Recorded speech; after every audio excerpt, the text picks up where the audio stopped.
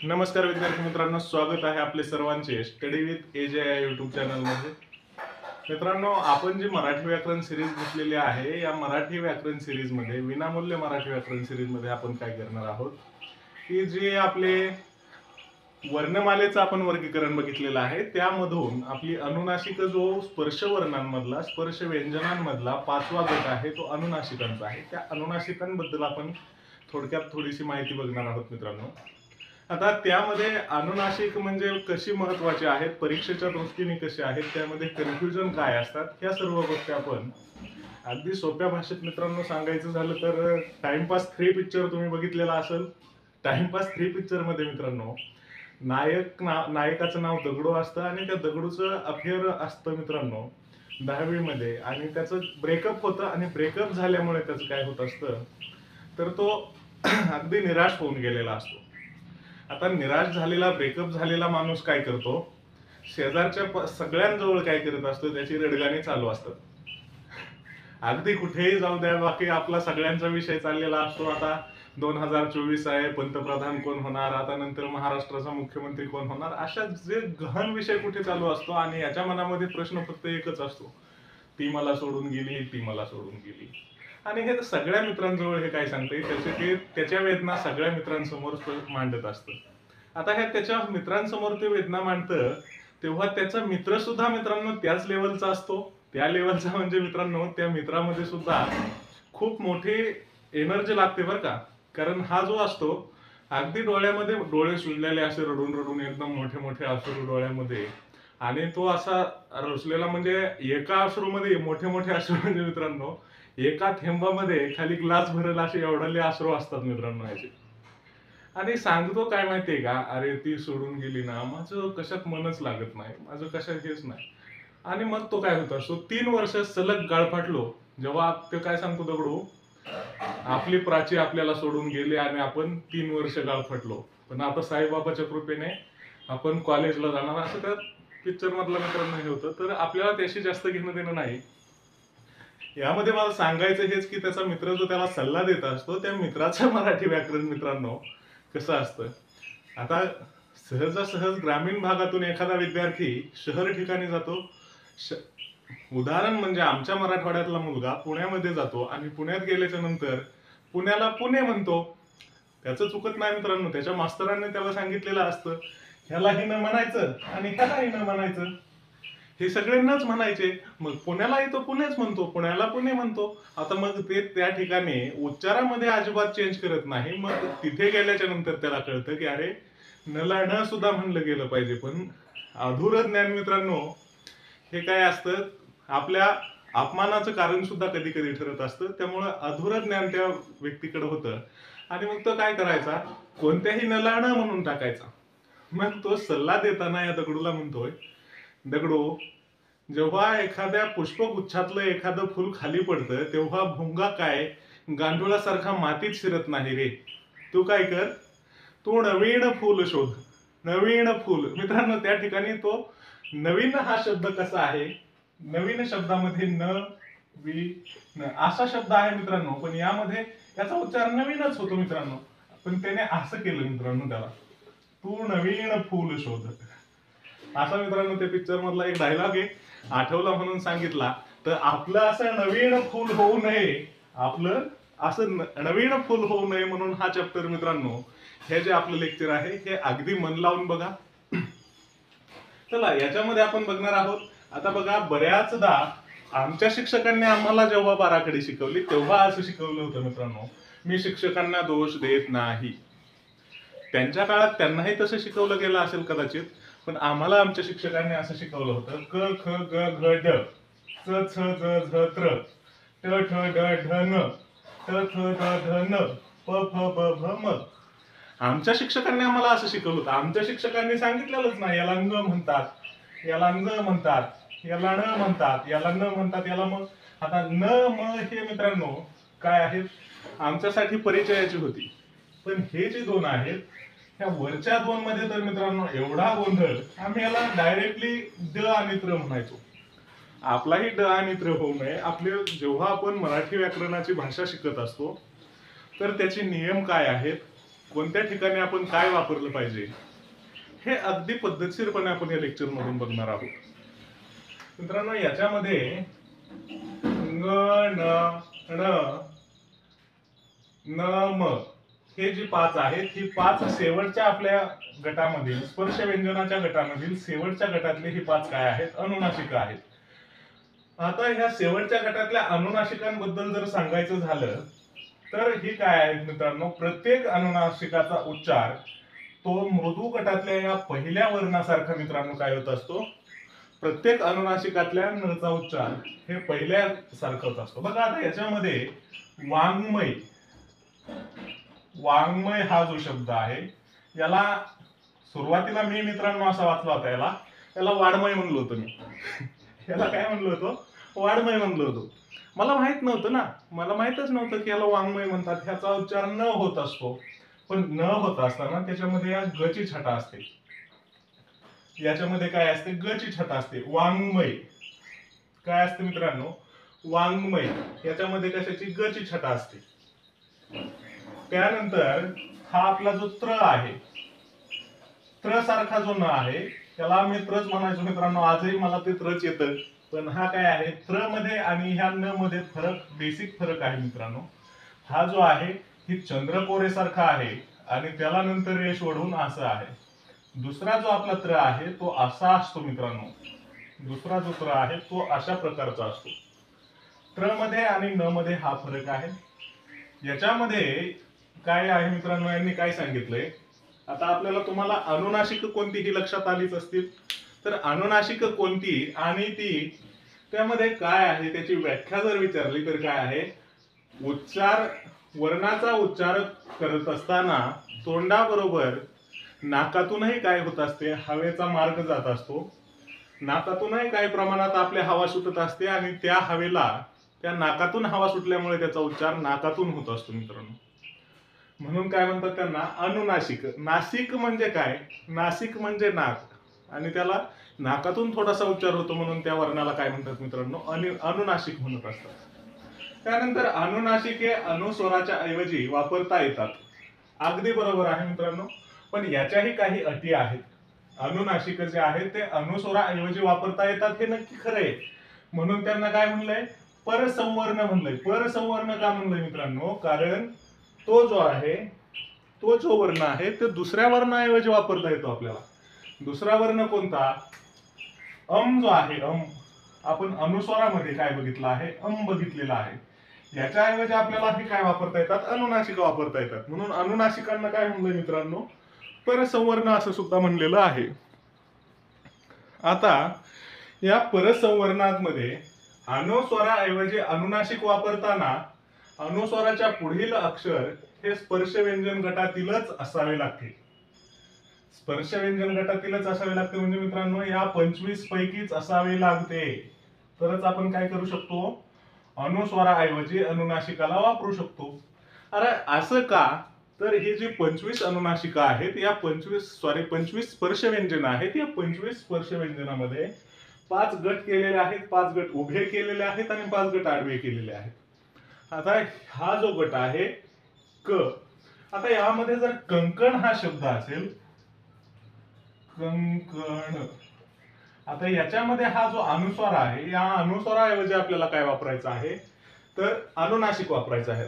अनुस्वाराऐवजी अनुनासिक वापरायचं म्हणजे कसं वापरायचा, बघा कंकण हा शब्द कसा लिहितात, कंकण शब्द लिहिताना क, त्याच्यानंतर मित्रांनो हा न येतो पुन्हा, कंकण, कंकण। कारण मित्रांनो याच्यामध्ये काय आहे, या गटातील जो शब्द आहे या गटातील शब्दासाठी आपण तो न वापरतो। दुसरा शब्द आहे आपला गंगा, गंगा। बघा या अनुस्वारानंतरचा जो शब्द आहे, अनुस्वारानंतरचा जो वर्ण आहे तो काय आहे, स्पर्श वर्णांपैकी, स्पर्श व्यंजनांपैकी एक आहे। जसं या ठिकाणी सुद्धा कं, क च्या नंतर अनुस्वार, अनुस्वाराच्या नंतर काय आहे मित्रांनो, तर तो पुन्हा दुसरा स्पर्श व्यंजन आहे। स्पर्श व्यंजन कोणता, क आहे। म्हणून याच्यामध्ये कंकण, आता हा स्पर्श व्यंजन कोणत्या गटातला, त्या गटातला अनुनासिक आपल्याला या ठिकाणी वापरायचा असतो। आता गंगा शब्दामध्ये सुद्धा मित्रांनो ग गा, गंगा अशा पद्धतीचा मित्रांनो काय होतो त्यामध्ये अनुनासिकाचा वापर होत असतो. त्यानंतर चंचल शब्द असेल, चंचल. चंचल हा काय आहे मित्रांनो, एक शब्द आहे. चंचल शब्दामध्ये जर आपल्याला अनुनासिक वापरायचे तर त्याच गटातील त्याच्या समोरचं जे अनुनासिक आहे, म्हणजे आता हा जो शब्द आहे अनुस्वराच्या समोरचा जो शब्द आहे, अनुस्वराच्या पहिलं अक्षर जे आहे ते स्पर्शव्यंजन गटातील लागते. ते स्पर्शव्यंजन गटातलं आहे मित्रांनो. स्पर्शव्यंजन गटातलं कोणतं आहे? च आहे. चंचल शब्दामध्ये मी असंही लिहू शकतो मित्रांनो, चंचल असं लिहिलं तरी मित्रांनो काय होत नाही, माझं काहीही चुकत नाही.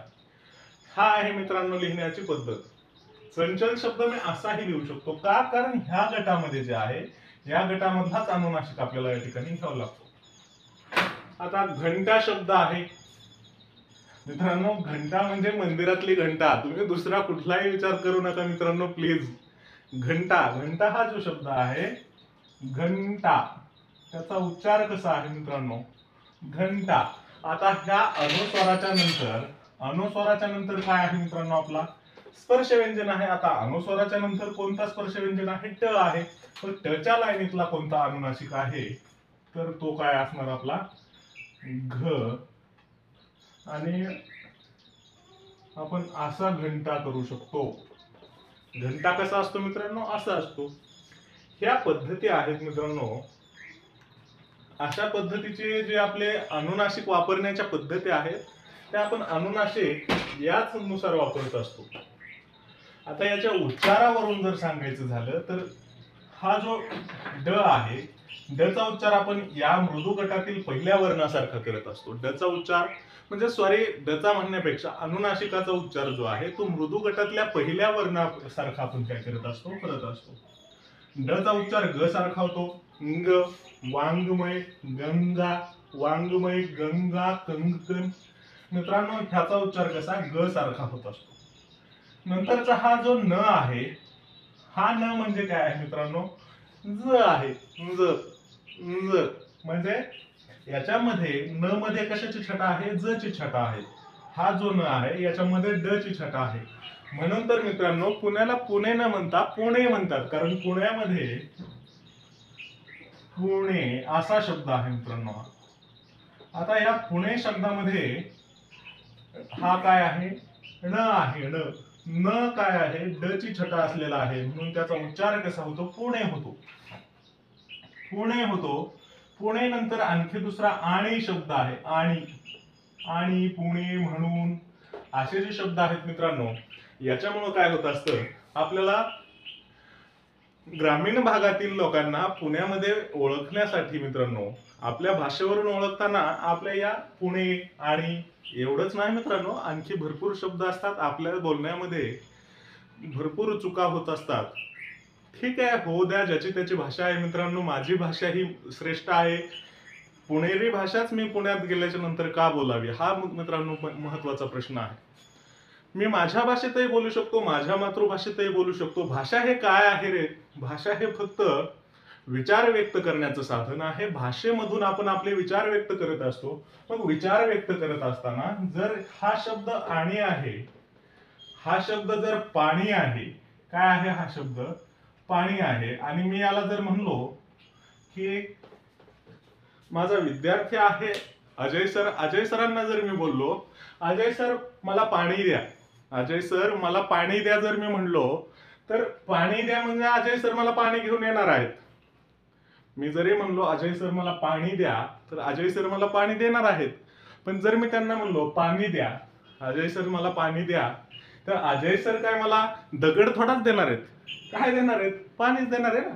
कारण त्यांना सुद्धा काय आहे, माझे विचार, माझे मनातले जे विचार आहेत ते त्यांच्यापर्यंत या भाषेतून पोहोचत असतात. माझे विचार तुमच्यापर्यंत मांडण्याचं साधन म्हणजे ही भाषा असते. आणि मग ही जी भाषा आहे याच्यामध्ये न्यूनगंड किंवा कमतरता, आता मी खेड्यातून आलो, मी मराठवाड्यातला आहे मित्रांनो, बीड जिल्ह्यातला आहे मी. मी मराठवाड्यातला आहे म्हणून माझी भाषा माझ्या भाषेमध्ये ण येत नाही. माझ्या भाषेमध्ये आमच्या शिक्षकांनी लहानपणापासून शिकवतानाच आम्हाला न शिकवलेलं आहे. तर मग आम्ही पुणेच म्हणणार आहोत. आम्हाला पुणे म्हणता येणार नाही. यामध्ये कुठेही मी माझा कमतरता किंवा माझ्यात कमीपणा असं समजून घ्यायची गरज नसते. मित्रांनो, प्रत्येक जण आपल्या आपल्यामध्ये भरपूर टॅलेंटेड असतो. फक्त गरज असते स्वतःमध्ये विश्वासाची आणि स्वतःमध्ये विश्वास कसा निर्माण करायचा यासाठी काही गोष्टी. मित्रांनो, मी तुम्हाला एक गोष्ट सांगू इच्छितो. या सर्व गोष्टी तर होतच राहतील. आपल्याला शिकायचं आहे आणि आपण सर्व क्लास हा अटेंड करणार आहोत. पण त्याबरोबरच तुम्हाला मध्ये एक गोष्टीच्या स्वरूपात सांगतो. मित्रांनो, जंगलाचा राजा कोण असतो? तर जंगलाचा राजा असतो सिंह. सिंह कोण असतो? जंगलाचा राजा असतो. पण तो जंगलाचा राजा का असतो माहितीये कुणाला? त्याच्यापेक्षा तर हत्ती मोठा असतो, त्याच्यापेक्षा जिराफ मोठा असतो. पण सिंह हा जंगलाचा राजा का असतो? बलाढ्य हत्ती असून सिंह जंगलाचा राजा का? म्हणजे शरीरावर तर अजिबात नाही मित्रांनो. त्यानंतर रनिंग मध्ये चित्ता सर्वात तेज आहे, हरिण खूप तेज आहे, तरीही सिंह जंगलाचा राजा का? प्रश्न पडलाय कधी? प्रश्न पडलाय का कधी मित्रांनो? तर सिंह हा जंगलाचा राजा असतो कारण सिंहामध्ये जो कॉन्फिडन्स असतो, सिंहामध्ये जे आत्मविश्वास आणि जी जिद्द आणि चिकाटी असते ना मित्रांनो, ती जिद्द आणि चिकाटी आपल्यामध्ये, तो आत्मविश्वास जर आपल्यामध्ये निर्माण केला तर आपणही मित्रांनो या जगाचा राजा होऊ शकतो, जंगलाचाच नाही. मित्रांनो, कसं आहे, सिंह जो आहे त्याने जर शिकार ठरवली, टार्गेट ठरवलं तर तो भटकत नाही. तो त्या टार्गेटवरती ठाम असतो आणि एकदा ठरवलेलं टार्गेट सिंह कम्प्लीटच करतो. अशी सिंहाची ख्याती आहे मित्रांनो. सोडत नाही तो आणि त्याच्यात कॉन्फिडन्स आहे, अरे मी याला पाडणारच. मोठा हत्ती असला तरी सिंह ठरवलं ना सिंहाने मी हत्तीला सुद्धा खाणार, तर तो खातोच. तो ऍटिट्यूड मित्रांनो आपल्यामध्ये असला पाहिजे. आणि म्हणूनच एक म्हण सुद्धा आहे, सिंह म्हातारा झाला म्हणून काय गवत खातो का? सिंह म्हातारा झाला म्हणून काय गवत खातो का? अरे आपण जरी गरीब असलो, आपण मराठवाड्यातला असलो, मी बीड जिल्ह्यातला असलो आणि मला फक्त न म्हणता येत नाही, मी न म्हणतो, तर माझ्यामध्ये कुठलीही कमतरता नाही मित्रांनो. ठीक आहे, माझे विचार मांडण्याच्या भाषेमध्ये न येत नसेल, न येत असेल, तुम्हाला समजतंय ना, इथपर्यंत भाषा महत्वाची आहे मित्रांनो. फक्त आपल्याला या गोष्टी समजून यासाठी घ्यायच्या आहेत की ह्या समजून घेत असताना आपल्याकडून ग्रामरमध्ये चुका होऊ नयेत मित्रांनो. आपल्याला पेपर पास सुद्धा व्हायचं आहे, त्याचबरोबर आपल्याला पेपर सुद्धा पास व्हायचा आहे, हे लक्षामध्ये ठेवा. याच्यानंतर काय सांगितलं यांनी? अनुस्वाराऐवजी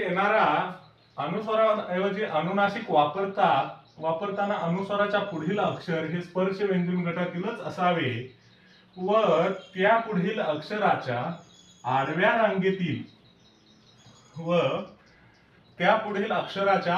रांगेतील शेवटचे म्हणजेच 5व्या स्थानचे अनुनासिक घेऊन अनुस्वार काढता येतो. जसे आपण या ठिकाणी काढलेला आहे मित्रांनो. आपल्याला क मध्ये क वरचा अनुस्वार काढायचा आहे आणि क च्या पुढचा जो वर्ण आहे हा कच आहे. या ठिकाणी क च्या पुढचा वर्ण आपण कच घेतलेला आहे. तर क च्या पुढच्या वर्णातला या क मधला शेवटचा जो वर्ण आहे, शेवटचा जो अनुनासिक आहे तो काय आहे? ड आहे. म्हणून या ठिकाणी आपण कंकण असा शब्द लिहिलेला आहे. त्यानंतर मित्रांनो पुढचं काय सांगितलं त्यांनी? परंतु अनुस्वाराच्या पुढील अक्षर स्पर्श व्यंजन गटातील नसेल तर अनुस्वाराऐवजी अनुनासिक वापरताच येत नाही. मित्रांनो लक्षामध्ये ठेवा, अनुस्वार कधी काढता येतो? अनुस्वार कधी काढता येतो? तर संयम शब्दामधला मित्रांनो तुम्हाला अनुस्वार काढता येणार नाही. संयम शब्दामधला अनुस्वार काढता येणार नाही कारण याच्या पुढे सच्या नंतर काय आहे मित्रांनो? य आहे. मग याच्या पुढे कोणता तुम्हाला अनुस्वार अनुनासिक दिसतो? कोणताच नाही. त्याच्यामुळे काय आहे, स्पर्श गटातली जी आहेत, स्पर्श व्यंजन गटातली जी अनुस्वार आहेत तीच अनुस्वार आपल्याला काढता येतात. मित्रांनो इथपर्यंत क्लिअर असेल तर आपण पुढची स्लाइड 1 सेकंदात घेऊ लगेच. मित्रांनो यामध्ये आता पुढची स्लाइड आपली ही आहे.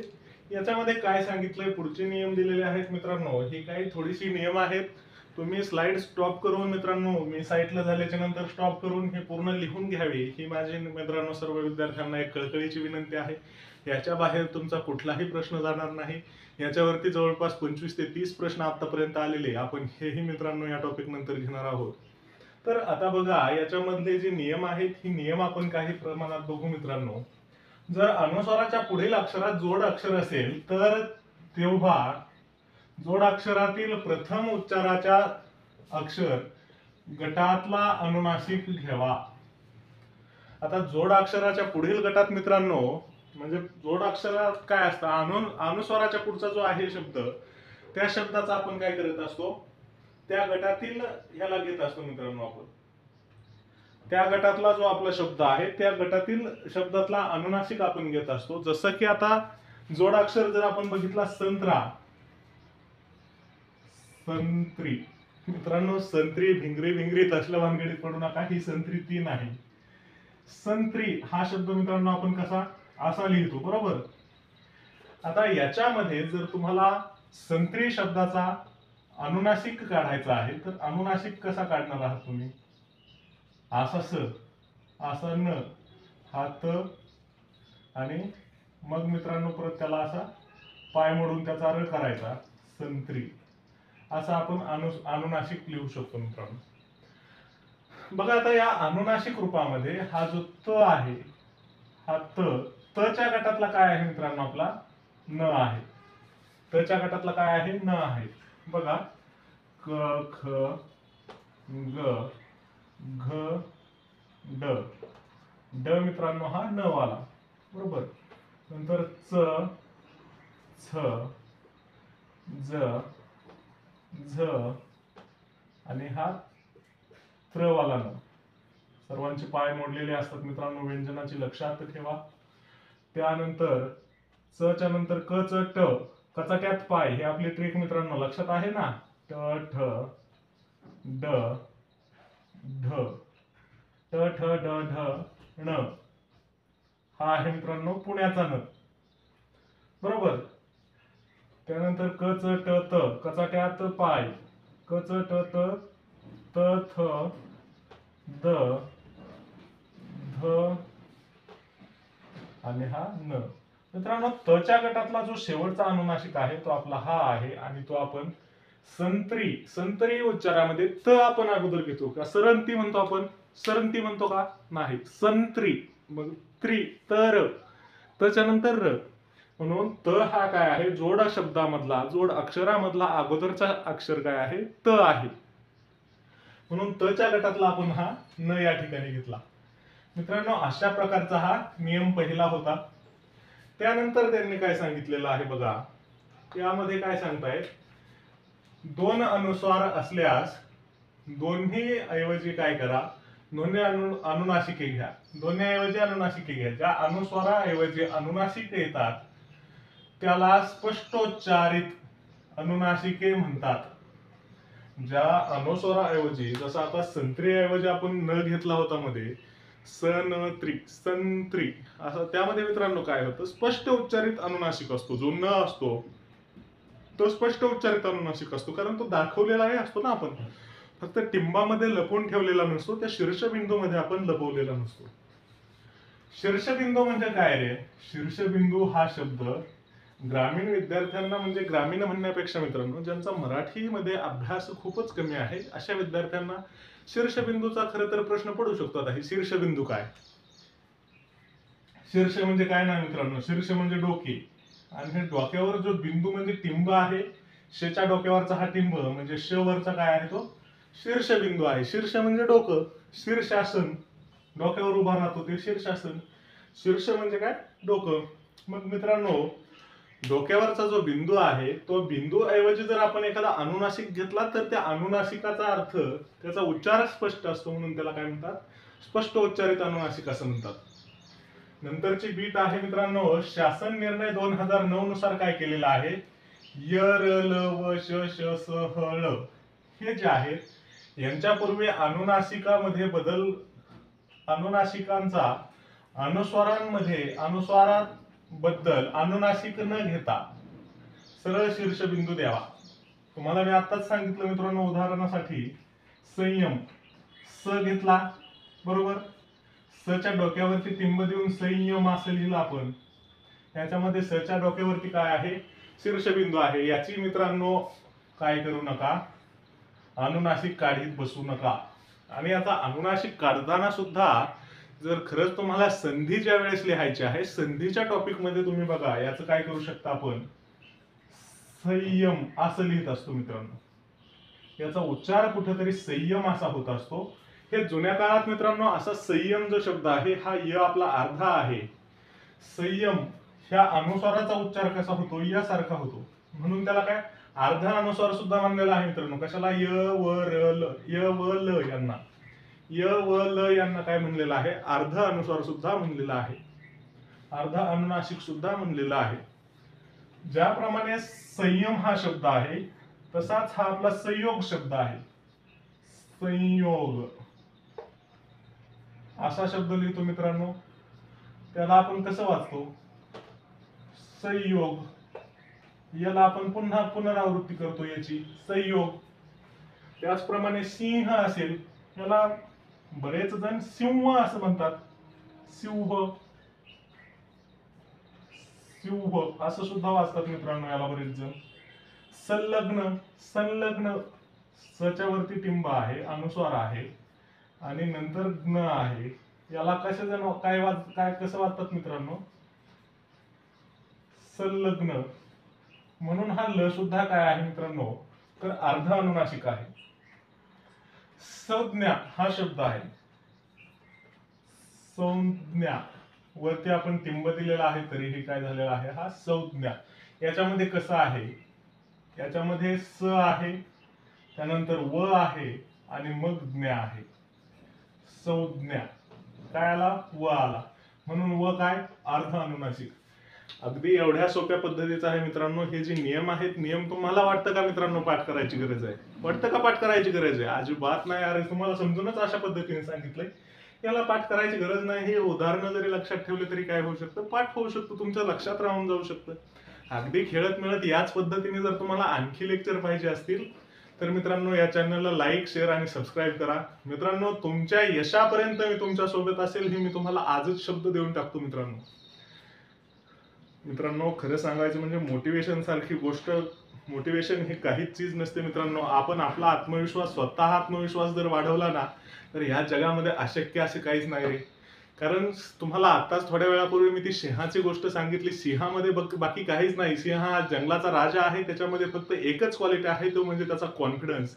आणि तो त्याचा कॉन्फिडन्स म्हणजे तो हत्तीच्या समोर जरी गेला तरी असा गुरगुरतो मित्रांनो. त्या पद्धतीने आपला अभ्यास झालेला असला तर कोणत्याही परीक्षा, अरे काय पोलीस भरती असेल, सरळ सेवा असतील, बँकिंग असतील, की PSI STI यांच्या मेन्स असतील, आपला अभ्यास झाला ना, आपण असं आतून गुरगुरायला लागतो मित्रांनो.